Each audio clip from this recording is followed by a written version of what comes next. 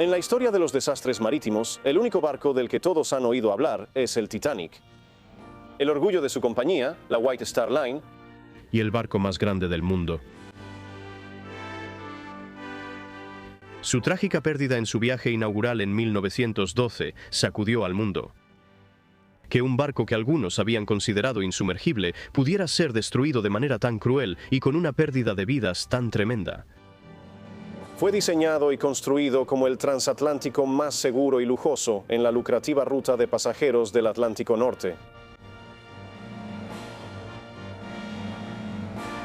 Los transatlánticos de Cunard, Lusitania y Mauritania habían sido construidos para la velocidad, pero los nuevos gigantes de la White Star, Olympic y Titanic eran lo último en lujo y seguridad, en elegancia, comodidad y seguridad, y la cima de la tecnología marina eduardiana.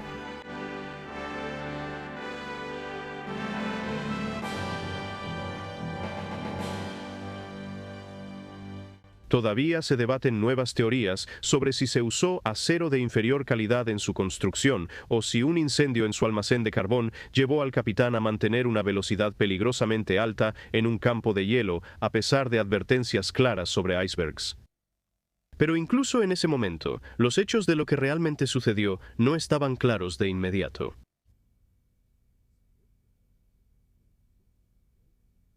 Lo que sí está claro es que el gran barco, construido por Harland y Wolff en Belfast, junto con su buque gemelo Olympic, zarpó de Southampton el 10 de abril de 1912. Hizo escala en Cherburgo y Queenstown, en el sur de Irlanda, antes de partir hacia Nueva York. A las 11:40 de la noche del 14 de abril, chocó contra un iceberg en el Atlántico Norte. Poco más de 2 horas y media después, se había hundido.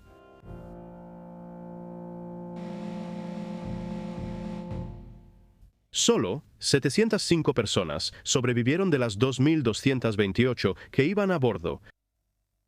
El transatlántico llevaba más botes salvavidas de los que exigía el reglamento, pero solo había suficientes lugares para aproximadamente la mitad de los que iban a bordo, y el barco ni siquiera iba lleno. Y con muchos botes salvavidas solo parcialmente llenos, aún menos personas pudieron ser salvadas.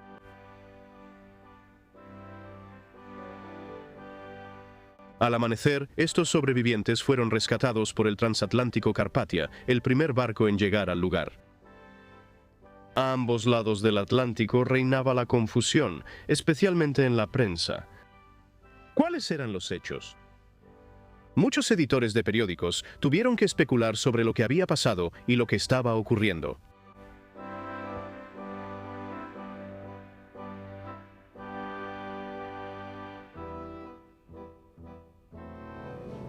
El Carpathia siguió navegando hacia Nueva York, que se veía muy diferente a como se ve hoy en día. El capitán Rostron solo permitió que se transmitieran mensajes personales desde el barco, así que no fue hasta que el Carpathia atracó en Nueva York que la prensa y el mundo supieron la verdadera historia del hundimiento del Titanic.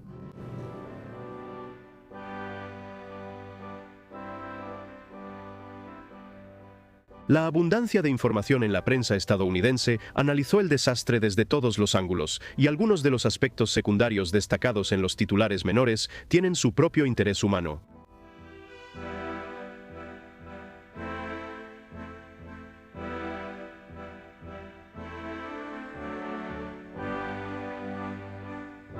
Se hizo gran uso de ilustraciones.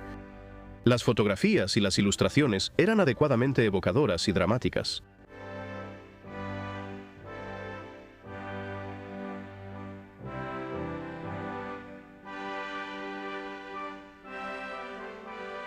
Había varias formas gráficas de comparar el tamaño del barco y del iceberg con el de distintos edificios.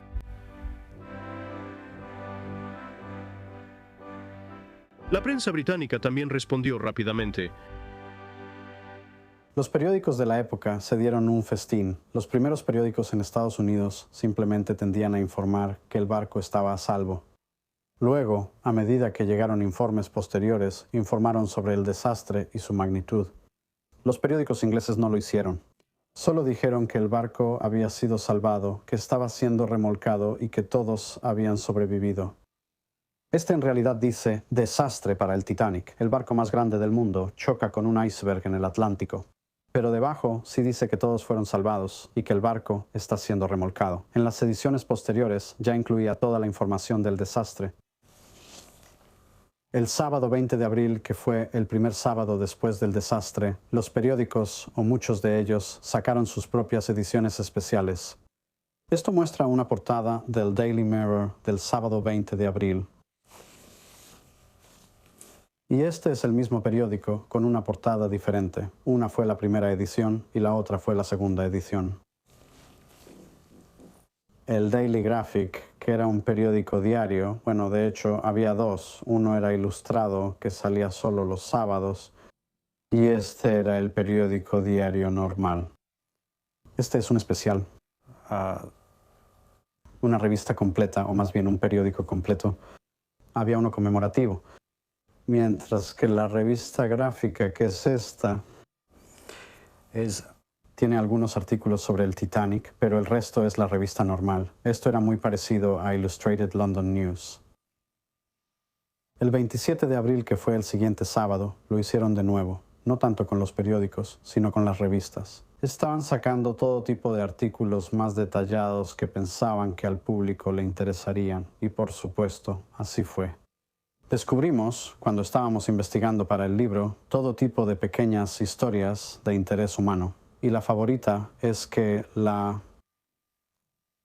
los pasajeros bajaron del barco con 5 perros. Créelo o no, lograron salvar a 5 perros. No lo podía creer cuando lo leí. Mi hija me había preguntado hace algunos años sobre esto y le dije que no hubo ningún perro que sobreviviera. Y ahí estaba, entre 300,000 palabras, un solo párrafo. No solo The Graphic hizo ediciones especiales. Esta es de The Sphere del día 20. Pero también el Illustrated London News, el Lloyd's Weekly News, sacaron una revista excelente completamente dedicada al Titanic. Muy, muy buena de verdad. Creo que terminaron sacando 3 ediciones en solo unas semanas. Muy popular.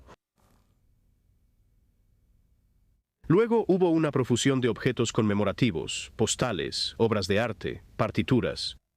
El estilo era melodramático y sentimental, pero sincero y propio de su época.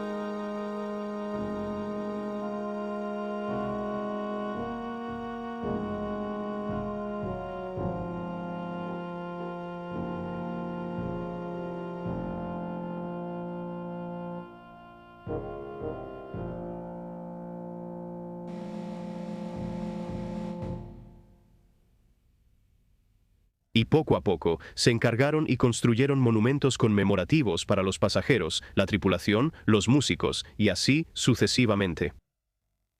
Uno de los más grandes en el Reino Unido es para los ingenieros del barco aquí en Southampton.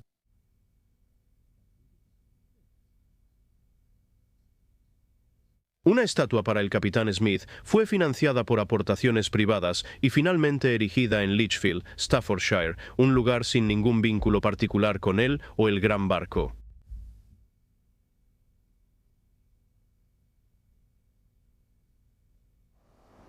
Y este monumento está en la ciudad de Nueva York. Es un faro conmemorativo erigido en 1913 en memoria de los oficiales, pasajeros y tripulación del Titanic. Este faro se encontraba sobre el East River, en el techo del antiguo Seamen's Church Institute en South Street. Y desde 1913 hasta 1967, la bola de tiempo en la parte superior del faro descendía por el poste para señalar el mediodía a los barcos en el puerto. Este mecanismo de la bola de tiempo era activado por una señal telegráfica del Observatorio Nacional en Washington, D.C. En 1968, el faro se trasladó a su posición actual como parte de la entrada al Museo del Puerto de South Street. Nueva York tiene más monumentos conmemorativos al Titanic que cualquier otra ciudad. Luego estuvieron las investigaciones oficiales, que nos dan la mayor parte de la evidencia histórica de lo que realmente sucedió la noche del 14 de abril. Hubo dos investigaciones sobre el Titanic. La primera fue en Estados Unidos, donde citaron a casi toda la tripulación, incluyendo a Bruce Ismay, quien era el presidente de White Star Line. Y el informe del senador fue que él personalmente tenía la culpa, lo cual era totalmente incorrecto. También dijeron que el barco iba demasiado rápido y que no tenía suficientes botes salvavidas, aunque llevaba más de los botes salvavidas requeridos por la Junta de Comercio. Hubo muchos problemas con la detención de la tripulación en Estados Unidos, y después de gestiones del gobierno británico, a la mayoría de la tripulación se le permitió irse, excepto a los oficiales. Luego, cuando regresaron a Inglaterra, se abrió otra investigación. Muchos de los miembros de la tripulación fueron encarcelados temporalmente durante 24 horas en Plymouth. Los sindicatos lograron sacarlos del Lapland, el barco que los transportaba, y después de negociaciones, la tripulación fue enviada a casa. La segunda investigación fue presidida por Lord Mersey en Londres, y su informe fue básicamente el mismo que el de los estadounidenses. El barco iba demasiado rápido, no tenía suficientes vigías y el capitán terminó siendo culpado, lo cual es, ya sabes, lo habitual. Y la White Star Line fue muy fuertemente censurada por la pérdida del Titanic. Después del hundimiento, se obligó a los barcos a navegar mucho más al sur en las rutas de hielo para reducir su velocidad, tener botes salvavidas para todos y mantener vigías mucho mejores. En 1991, se instituyó otra investigación gubernamental debido al hallazgo del Titanic, donde el capitán Lord dijo que estaba. Nadie le creyó en ese momento. El capitán Lord, quien era el capitán del Californian, dijo que el Titanic estaba a 19 millas de donde él se encontraba. De hecho, cuando la encontraron, estaba a 19.7 millas, así que su navegación fue precisa. Y la familia intentó limpiar su nombre. Así que el gobierno instituyó otra investigación. El informe salió en abril de 1992. Y el informe afirma que el barco estaba en el lugar correcto. Pero debido a la increíble claridad de la noche, el barco del capitán Lord sí vio realmente las bengalas del Titanic. Pero también afirmó que, incluso si hubiera navegado a toda velocidad, lo cual obviamente no podía hacer porque estaba en medio de un campo de hielo, no habría llegado antes que el Carpathia. Muchos sobrevivientes dieron su testimonio en esas primeras investigaciones y luego siguieron con sus vidas. Cuando llegamos a Nueva York, la gente fue muy buena con nosotras. La gente de Nueva York, fuimos a la Junior League con vista al río. Y luego me llevaron a la tienda y me compraron un abrigo de piel y un par de zapatos. Yo tenía eso. Y luego fuimos a Seattle, a donde iba mi mamá. Mi papá iba a hacerse cargo de su hotel allá. Y mi papá se ahogó. Y todo eso se canceló, ¿ves?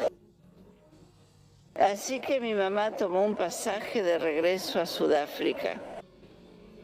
Así que regresamos a Ciudad del Cabo. La hermana de mi papá vivía en Nueva York. Y el plan era que nos íbamos a quedar con ella por, creo que eran 3 o 4 días, y luego tomar el tren hasta Canadá. Así que, por supuesto, ella nos recibió y nos llevó directamente a su casa. Y yo estaba enferma. Cuando me lanzaron de un bote a otro, me lastimaron muy fuerte, me dejaron moretones de lado a lado, y tuve muchos ataques de vómito, así que me llevaron de inmediato al hospital. Mírame. Así que en realidad no vi mucho del alboroto, la verdad. Y regresamos a casa bastante rápido. Ahora, al llegar a casa, mi madre se iba a la cama todas las noches y dormía. Yo era la que causaba problemas al regresar a casa. No quería salir de la cabaña. Un día me convenció de subir a la cubierta y eso fue todo. Bueno, ella regresó con sus padres, que por supuesto ya estaban mayores. Para entonces mi mamá tenía 50 años. Y vivíamos en este pequeño pueblo con mis padres. Y luego me fui. Decían que tenía un gran talento musical. De todos modos, tocaba muy bien el piano y daba clases. Y a los 18 años recibí entrenamiento vocal y canté profesionalmente muchas veces. Y ella murió cuando yo tenía 23 años y me fui a Australia. Bueno, fui a Singapur para quedarme con su ahijado, quien me invitó a hacerlo. Y luego fui a Australia con la idea de que tal vez viviría allí. No estaba segura. Pero canté mucho, e incluso en esos días. Cantaba en la radio en Australia, y eso fue hace mucho tiempo, en 1929. Y no me gustó lo suficiente como para querer vivir allí, así que regresé a Inglaterra. Y regresé a Inglaterra y tuve 3 o 4 resfriados muy fuertes, ya sabes, resfriados realmente malos, y no podía cantar. Y perdí muchos compromisos por no poder ir. Y pensé, bueno, tal vez regresé en invierno, ¿sabes? De este clima tan cálido. Así que pensé, bueno, tal vez debería hacer otra cosa. Entonces, una amiga mía tenía un negocio mayorista de autos muy grande, así que entré a trabajar ahí con ella y dirigí el departamento hotelero. Todavía cantaba mucho en las noches y ese tipo de cosas.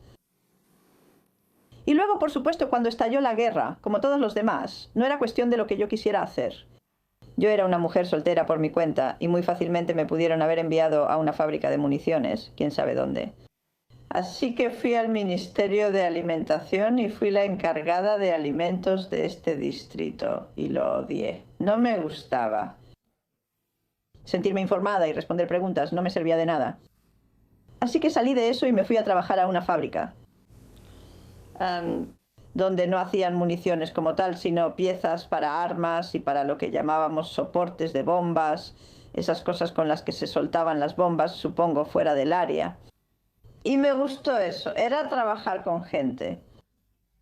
Y el director me permitió unirme a la Sociedad de Bienestar Industrial y pagó por mi capacitación.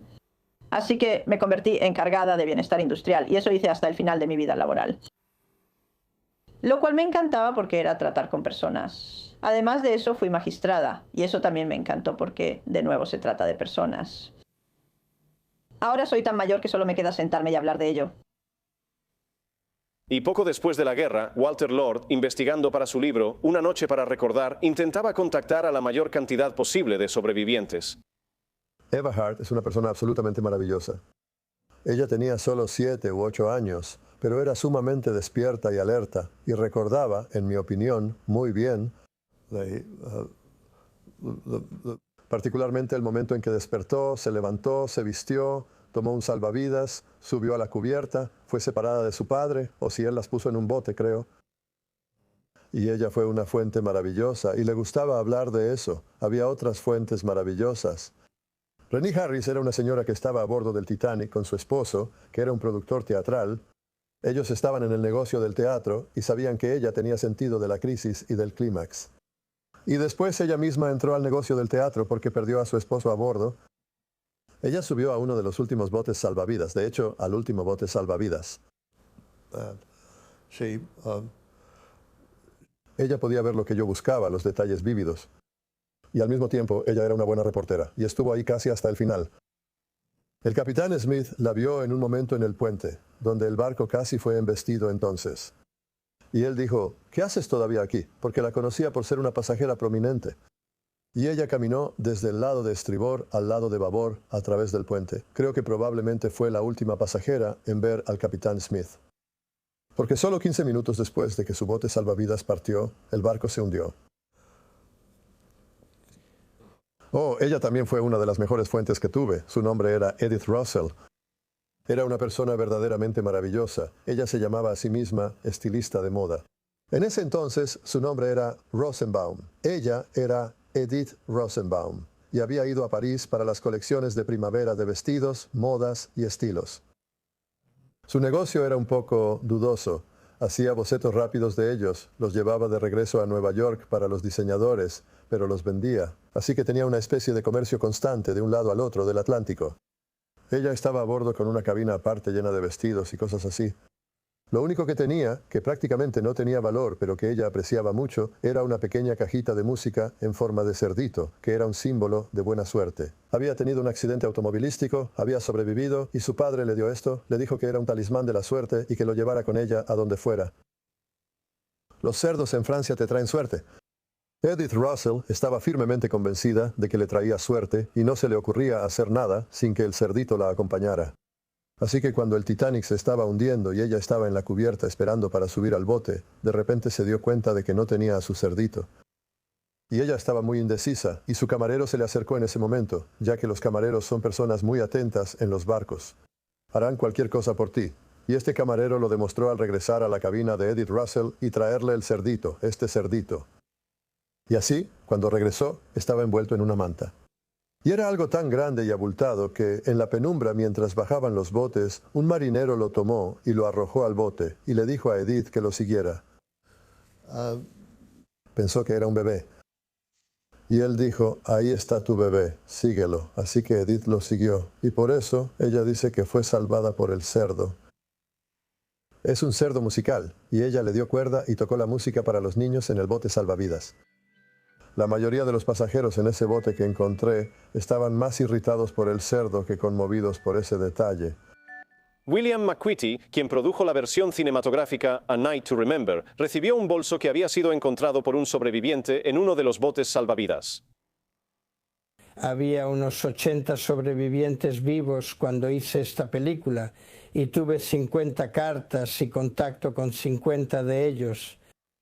Edith Russell venía al set de vez en cuando, al igual que Lawrence Beasley, y fueron de gran ayuda.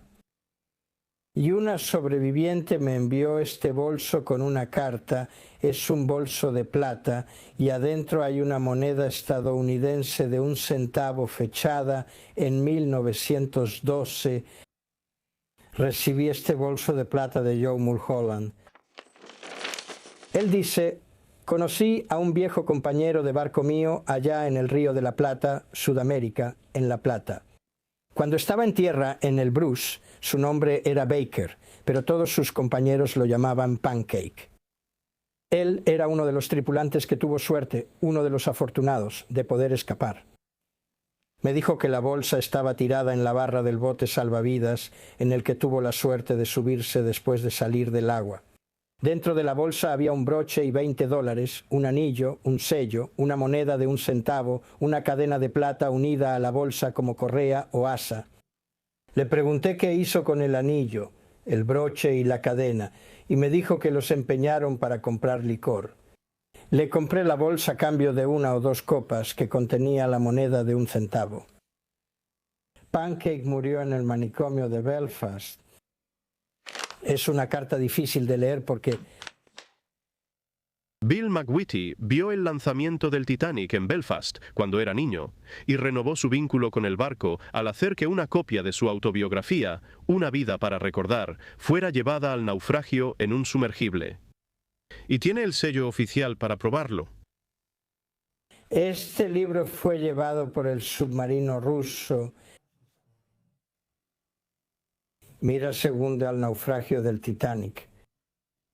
Y este es un certificado a tal efecto. La película de Bill McWhitty, Una noche para recordar, es la mejor versión cinematográfica de la tragedia. Y de alguna manera, el Titanic y el cine estaban hechos el uno para el otro. La espectacular grandeza de toda la empresa, la mezcla de clases y personajes a bordo, el epítome de la elegancia y el estilo en el diseño, la ingeniería y el estilo de vida. Y, sin embargo, los defectos fatales del diseño que impidieron salvar al llamado barco insumergible de hundirse. Y en los errores de juicio humano al atravesar un campo de hielo a toda velocidad y al evacuar el transatlántico con mayor eficacia en el tiempo disponible. El barco que estaba a la vista y que no acudió al rescate. las muchas historias humanas de valentía, heroísmo y desesperación. Fue un microcosmos de la sociedad y el final de una era. Y era una historia hecha para el cine.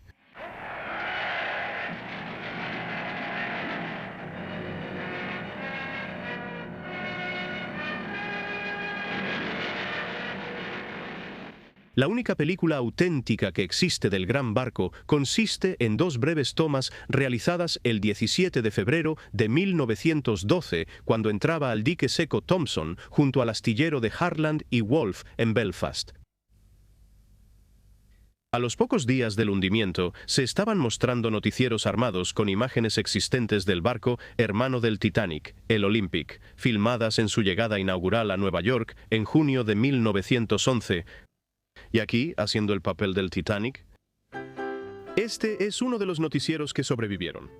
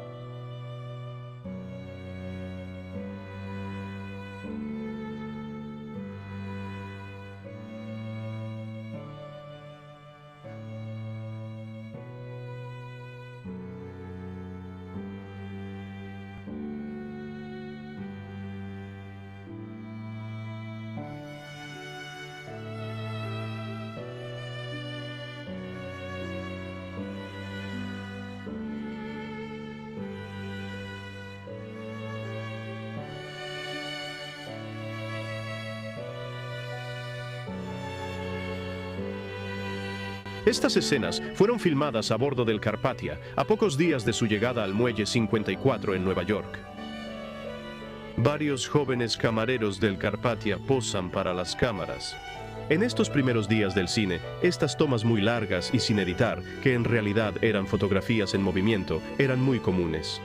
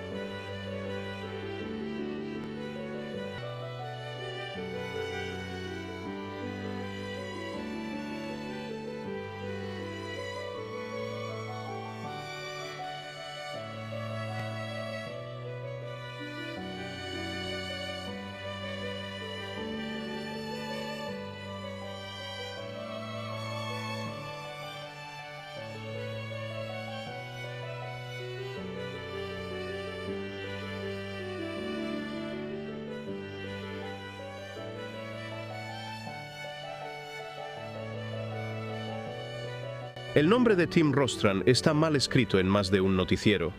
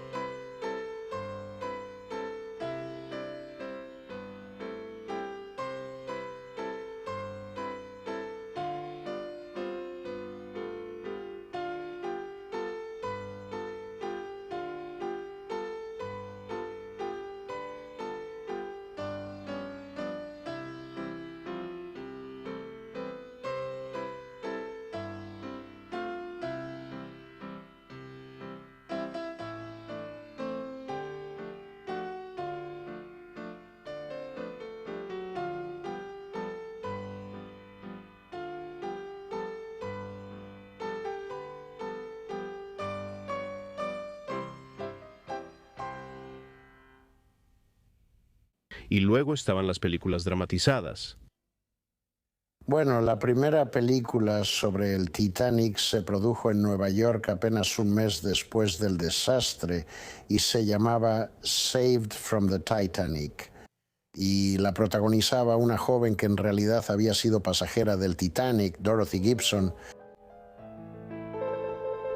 La película fue planeada, escrita y filmada en 3 semanas y se estrenó el 14 de mayo de 1912. No existe ninguna copia de esta película. Fue realizada por Eclair, una compañía cinematográfica francesa. Dorothy Gibson fue rescatada en el bote salvavidas número 7 que se lanzó a las 12:45 am con solo 28 personas a bordo.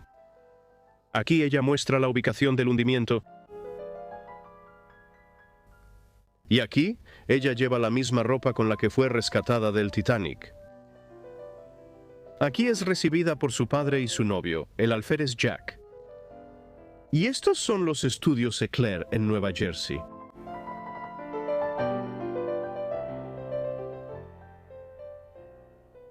Después de esto, hubo una película alemana dentro del año siguiente al desastre, y luego tuvimos que esperar hasta 1929 para la siguiente, que fue una película británica, la primera película sonora íntegramente británica llamada Atlantic. y Atlantic tenía entre los miembros de su elenco a una joven llamada Madeleine Carroll. Atlantic fue interesante en otro aspecto, se filmó simultáneamente, se usaron los mismos escenarios y se filmó la versión en inglés, y luego trajeron a otro grupo de actores que lo hicieron en alemán. Para hacer una comparación, aquí está una escena en inglés y luego la misma escena en alemán.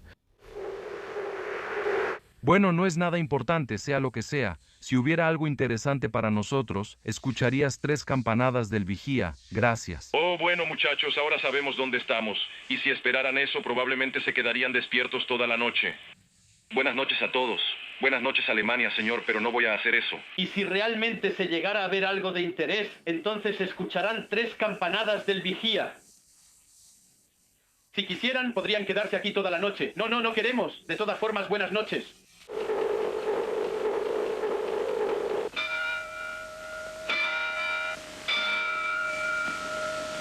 Poidan poros, poidan poros.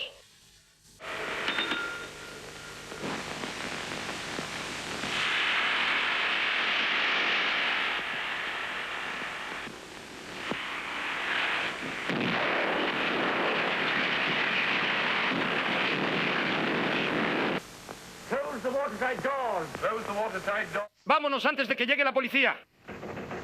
Vámonos antes de que llegue la policía. Haz rugir el fuego. Por el fuego.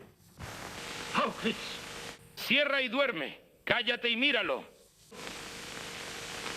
Vamos a declarar este par de pruebas. Vamos a ser despedidos y evaluados. Vamos a dejarlo todo a los dictadores. Las escenas de desastre están muy bien logradas.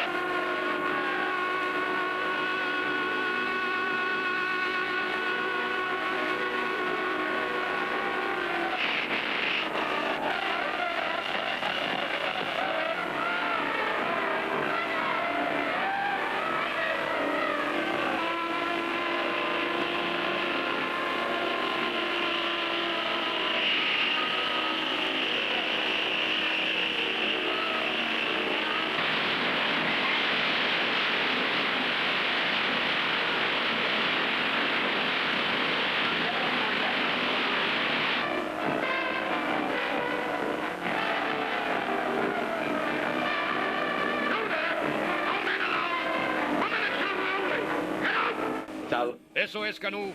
Si te acercas, disparo. El interés alemán en el Titanic continúa con una película de propaganda alrededor de 1943 llamada Titanic. Y curiosamente, algunas de las imágenes de la película de propaganda alemana aparecen en Una noche para recordar. Se han hecho varias otras películas durante los años posteriores a la guerra.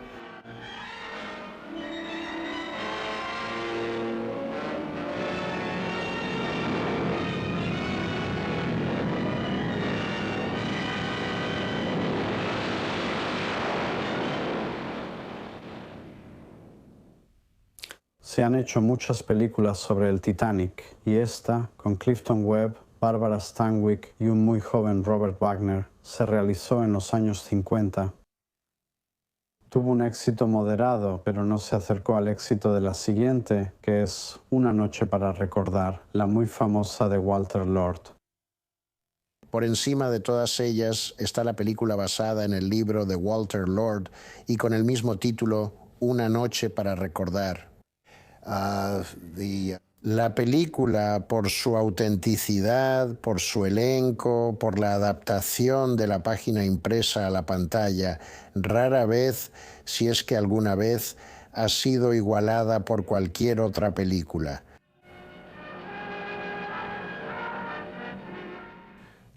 Siempre hay, creo yo, una dificultad al pasar del medio impreso al lenguaje visual.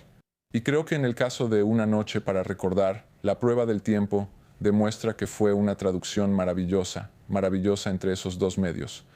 Tienes una atención increíble al detalle y la precisión. Los escenarios, los vestuarios, los diálogos, todo está perfectamente logrado. Y desde un punto de vista histórico, eso es lo que buscamos, algo que sea fiel al evento original.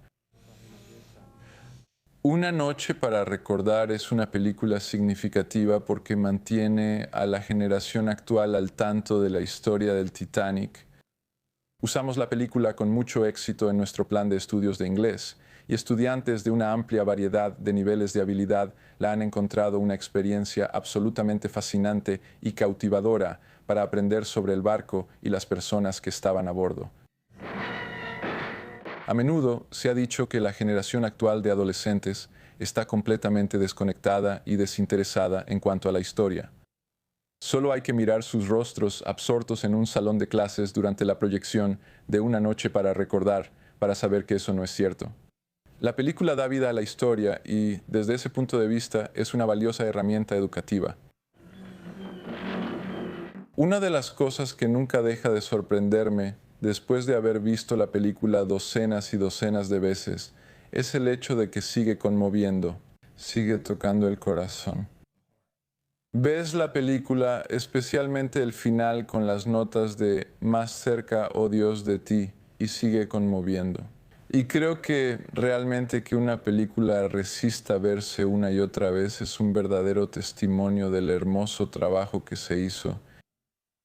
Creo que se mantiene muy bien, especialmente el final del barco. No entiendo cómo lograron hacerlo de manera tan efectiva cuando solo trabajaban con estudios y utilería. Cuando la proa se hunde, el barco se hunde en el mar. Debe haber sido exactamente así como pasó. He visto innumerables relatos del hundimiento del barco y fue simplemente un logro realmente impresionante. Diría que tuve suerte de contar con un productor de cine, director y guionista que siguió tan fielmente los hechos como sentí que los había reunido. Cuando había dudas, siempre mostraban lo que realmente había sucedido en lugar de inventar algo. Recuerdo que Eric Ambler cambió varias partes del diálogo para que coincidieran con lo que yo decía. Estaba tan seguro de que lo que decía era correcto, que no aprecié lo suficiente que las personas que hicieron la película estuvieran dispuestas a seguirme en todo lo que yo dijera. Walter Lord es el decano de los estudiosos del Titanic. De hecho, mi propio interés en el Titanic se lo debo a haber leído el libro de Walter cuando era solo un niño. Tantas y tantas miles de personas pueden decir lo mismo que yo, que Walter fue quien despertó nuestro interés por el Titanic, y estamos muy agradecidos con él por eso. Sin su libro, muchos de nosotros habríamos permanecido felizmente ignorantes del increíble drama que fue el Titanic. Así que creo que Walter es realmente el origen del estudio moderno del Titanic. Fue él quien esencialmente construyó el primer puente entre la cobertura de 1912 y los esfuerzos de investigación modernos que continúan hoy en día. Está en su 55ª reimpresión en edición de bolsillo. Hay ediciones en todo el mundo. Por un tiempo las coleccioné todas y tengo una docena o más. Y es divertido tenerlas y con orgullo las pongo en el estante de mi librero. Pero me interesa que tanta gente en tantos lugares se haya interesado en este tema. Las ediciones están en todos los idiomas que puedas imaginar. No hace mucho, alguien me envió 9 copias de la edición pakistaní. Bueno, ojalá tuviera 9 amigos pakistaníes, pero ahí están, solo sentados en el estante. Todo el tema ha recibido mucha atención. Bob Ballard ahora ha ido al fondo del mar y ha encontrado el barco. Y eso abre todo un nuevo conjunto de misterios. Y recibo muchísima correspondencia de todo el mundo, y curiosamente de todas las edades. Las cartas empiezan a llegar cuando los niños tienen unos 10 o 12 años, y si son precoces y les gusta leer, empiezan a leer y también empiezan a hacer preguntas. Y lo hacen mucho, y trato de responderles a todos. Lo hacen mucho, probablemente. Recibo media docena al mes. Y considerando que esto ha pasado durante más de 30 años, se acumula.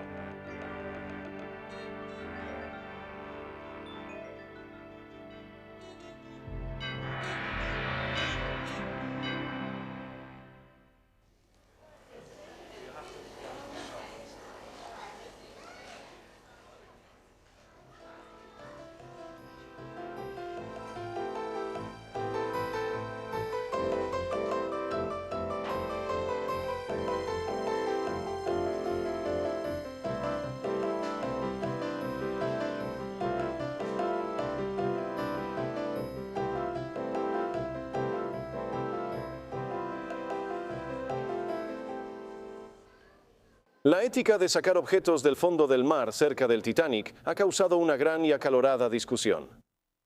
Pero lo que ha hecho esta exhibición es acercar el Titanic de forma tangible al presente. De repente, todo parece muy cercano, muy nuevo, muy real. El Titanic es uno de esos temas que fascinan a la gente.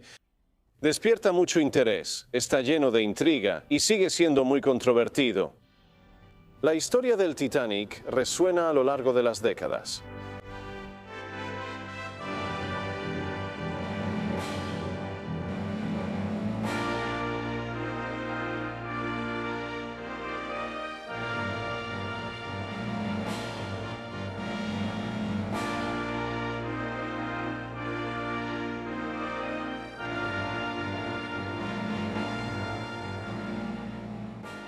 Gracias por vernos. Si te gustaría ayudarnos a producir más contenido histórico interesante como este, por favor, dale like, comenta abajo y comparte este video con otros aficionados a la historia.